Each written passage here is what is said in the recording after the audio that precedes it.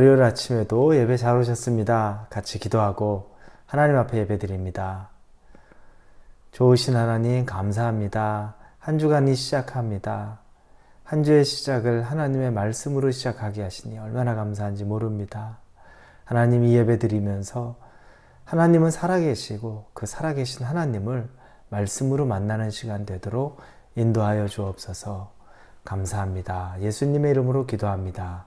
아멘. 오늘 하나님이 우리에게 주시는 말씀은 이사야 59장 1절에서 8절의 말씀입니다.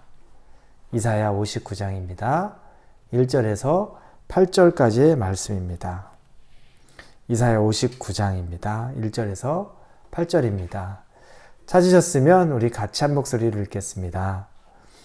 여호와의 손이 짧아 구원하지 못하심도 아니요 귀가 둔하여 듣지 못하심도 아니라 오직 너희 죄악이 너희와 너희 하나님 사이를 갈라놓았고 너희 죄가 그의 얼굴을 가리어서 너희에게서 듣지 않으시게 함이니라. 이는 너희 손이 피해 너희 손가락이 죄악에 더러워졌으며 너희 입술은 거짓을 말하며 너희 혀는 악독을 내밀어 공의대로 소송하는 자가 없고 진실하게 판결하는 자도 없으며 허망한 것을 의뢰하며 거짓을 말하며 악행을 잉태하여 죄악을 낳으며 독사의 알을 품으며 거미줄을 짜나니 그 알을 먹는 자는 죽을 것이요 그 알이 밟힌즉 터져서 독사가 나올 것이니라. 그 짠 것으로는 옷을 이룰 수 없을 것이요 그 행위로는 자기를 가릴 수 없을 것이며 그 행위는 죄악의 행위라. 그 손에는 포악한 행동이 있으며 그 발은 행악하기에 빠르고 무죄한 피를 흘리기에 신속하며 그 생각은 악한 생각이라.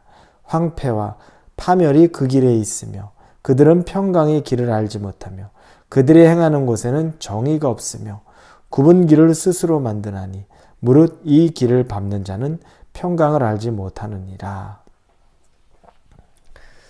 이스라엘 백성들이 이사야 선지자에게 아마 여러 가지 불평불만을 얘기한 것 같아요.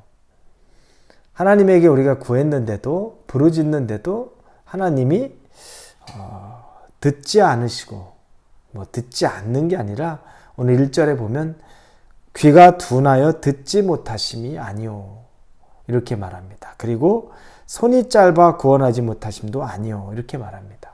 이건 이사야가 말하는 것인데 그 사람들이 얘기하는 거죠. 유대인들이 하나님이 도대체 손이 짧아서 우리 못 도와주시는 거 아니야? 왜 안 도와주시는 거지? 그리고 그분이 듣지 못하시는 거 아니야? 왜 들으셨으면 도와주셨을 텐데 이런 얘기를 합니다. 그러자 이사야가 본문의 1절에서 그렇게 말한 겁니다. 그의 손이 짧아서 구원을 못하는 것도 아니고 귀가 둔하여서 듣지 못함도 아니다라는 겁니다. 2절에 보니까 오직 너희 죄악이 너희와 너희 하나님 사이를 갈라놓았고 너희 죄가 그의 얼굴을 가리어서 너희에게서 듣지 않으시게 함이니라. 하나님이 구원하지 않으시고 또 듣지 않는 것처럼 하시는 것은 죄의 결과라고 이야기하고 있습니다. 여러분, 우리가 하나님에게도 기도 열심히 하고 있고 또 우리가 하나님에게도 간구하는 것이 많다 할지라도 하나님의 계획이 있어서 우리에게 응답을 지금 안 해주시는 것도 있습니다. 그러나 어떤 때에는 우리가 기도해도 듣지 않는 것 같고 우리가 부르짖어도 하나님이 우리를 구원해내지 않는 것 같을 때가 있습니다. 그때 한번 점검해야 될 것이 혹시 죄가 하나님과 나 사이를 이렇게 가로막고 있는 건 아닌지를 우리가 한번 민감하게 볼 필요가 있습니다. 죄는 하나님과 인간 사이에, 나와 하나님 사이에 관계를 단절시킵니다. 죄가 있으면 하나님은 우리와 함께하지 못합니다. 그분은 죄 없는 분이시기 때문에 죄와 동행할 수도, 동거할 수도, 함께할 수 없다는 겁니다. 그래서 아무리 부르짖어도, 아무리 손을 내밀어 달라고 해도 그분이 손을 내밀 수가 없고 그것을 들을 수가 없을 때, 죄가 가득할 때 그와 같은 일이 있는 겁니다. 그래서 우리의 죄된 모습은 보지 않고 이 유대인들이 하나님 무능력한 거 아니야? 하나님 못 듣는 거 아니야? 라고 생각할 때 이사야가 정확하게 지적하는 거죠. 그분이 무능할 것 같아? 그분이 못 들을 것 같아? 듣지 않는 것뿐이고 너희들을 도와주지 않는 것뿐이야. 하실 수 있지만 도와주지 않고 듣지 않는 것뿐이지 손이 짧아서 못 도와주고 귀가 둔하여서 못 듣는 것이 아니라는 것을 아주 정확하게 얘기합니다. 그래서 우리가 만약 하나님과 나와의 관계가 뭔가 친밀하지 않다고 느끼면 죄에 대한 부분들을 우리가 점검해야 됩니다. 우리는 혼나는 것을 두려워하고 징계를 두려워하고 그로 인한 고난이나 역경을 두려워합니다. 그러나 정말 두려워해야 될 것은 혼나는 것도 아니고 징계도 아니고 고난도 아닙니다. 하나님과의 관계가 단절되는 것. 그걸 더 두려워해야 됩니다. 부모와 자식과의 관계 보면 자식이 부모에게 혼날 만한 일을 했습니다. 하나님이 혼냅니다. 꾸중하고 매를 들기도 하고 벌을 주기도 합니다. 그렇게 해서 자식이 다시 아버지 앞에 잘못했다고 고백하고 잘하겠다고 약속하고 그러면 부모님이 혼냈지만 이제 정신 똑바로 차리고 다시 밥 먹고 열심히 해야 돼? 네, 알겠습니다. 얼른 먹어. 이런 모습들 우리가 상상하기 쉽죠. 혼나도 그게 유익이고 그러면 오히려 관계에 있어서 혼나는 것은 나는 그렇게 하는 내 부모와 멀어지는 관계는 아닙니다. 그런데 어떨 때 보면 투명인간 취급받을 때가 있습니다. 왜냐하면 포기한 거죠. 이제 더 이상 말도 섞고 싶지 않고 어떤 것도 간섭하고 싶지 않은 겁니다. 내놓은 겁니다. 포기해버린 겁니다. 그때는 혼내지 않습니다. 그냥 얼굴도 마주치지 않아요. 말도 하지 않아요. 그건 관계의 단절을 의미하는 겁니다.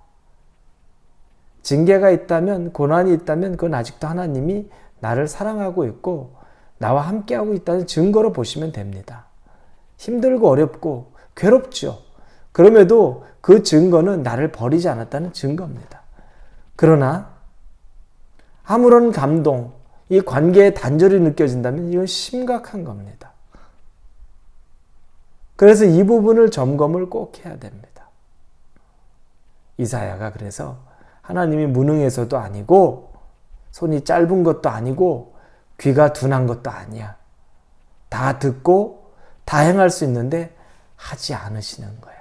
너희의 죄악 때문에 죄에서 돌이키라는 겁니다. 여러분, 이 죄의 무서움이 바로 이와 같은 겁니다. 죄는 이런 관계를 만듭니다. 그리고 죄는 하나님과의 관계를 엉망으로 만들고 또 사람과의 관계도 엉망으로 만듭니다. 그래서 3절부터 8절까지가 사람과의 비틀어진 관계, 죄악된 관계들이 나열되고 있습니다. 이 죄는 사람과 하나님과의 관계를 망치고 사람과 사람과의 관계도 망칩니다.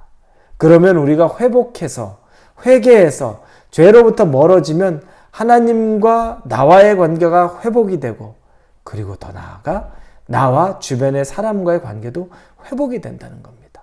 죄는 그렇습니다. 그래서 우리가 회개해야 되고 죄에서 멀어져야 되는 이유가 분명한 겁니다. 아무리 내가 열심히, 내가 아무리 평화를, 그리고 내 마음 안에 평강을 찾아도 죄가 있으면 그건 불가능합니다. 그래서 마지막 8절에 보면 그들은 평강의 길을 알지 못하며 그들이 행하는 곳에는 정의가 없으며 굽은 길을 스스로 만드나니 무릇 이 길을 밟는 자는 평강을 알지 못하느니라. 죄된 길을 가면 한시도 마음 편할 일이 없습니다. 발 뻗고 잘 수 없고 걱정하지 않고 살 수가 없는 것입니다. 죄는 그와 같습니다. 왜냐? 하나님과 나와의 단절이 있기 때문입니다. 그러나 하나님 앞에 회개하고 하나님 앞에 엎드려지고 그러면서 하나님과의 관계를 회복하고 또 사람과의 관계를 회복하면 그때 우리 안에 평안이 임하게 되는 겁니다. 오늘 하루를 사시면서 이사야의 말씀을 꼭 기억하십시오. 하나님의 손이 짧아서 너희를 구원하지 못하는 것도 아니고 그가 귀가 둔하여서 너희의 음성을 듣지 못하는 것도 아니다. 너희 죄악이 그와 같이 만들었다라는 것. 저와 여러분이 오늘 죄된 것이 생각나는 것이 있다면 반드시 회개하고 돌이키고 하나님 앞에 징계받는다면 차라리 징계받고 그리고 하나님에게 관계를 회복할 수 있는 저와 여러분이 되기를 주님의 이름으로 축원합니다. 기도합니다. 하나님의 손은 짧아지지 않았고 하나님의 귀는 둔하지 않습니다. 단지 내 죄 때문에 내가 하나님에게 기도해도 하나님이 돕지 않으시고 듣지 않는 것뿐입니다. 답은 명확합니다. 하나님, 죄된 나의 모습을 용서하시고 하나님과의 관계를 회복시켜 주옵소서. 내가 하나님 앞에 엎드려집니다. 회복시켜 주옵소서. 용서하여 주옵소서. 예수님의 이름으로 기도합니다. 아멘.